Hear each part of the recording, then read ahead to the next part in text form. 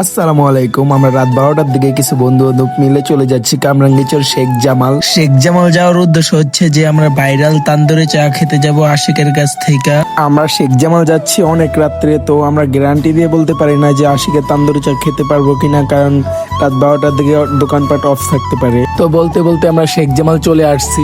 20 টাকা entry fee দিয়ে একটা পাঞ্চ মেরে দেখবো যে আমাদের শরীরের কত শক্তি আছে এখন বর্তমানে। তো একটা পাঞ্চ মারলাম, দেখেন আপনারা কত পয়েন্ট উঠাতে পেরেছি আমি। তো আমার দেখা দেখে আমার বন্ধু পাঞ্চ মেরে দিল, আমার বন্ধুর পাঞ্চের পয়েন্টটা দেখেন। তো আমরা এখন এখান থেকে চলে যাচ্ছি, আর সামনে যে কিছু ফটোশুট করে নিলাম, সবাই সবার ফটোশুট করলো।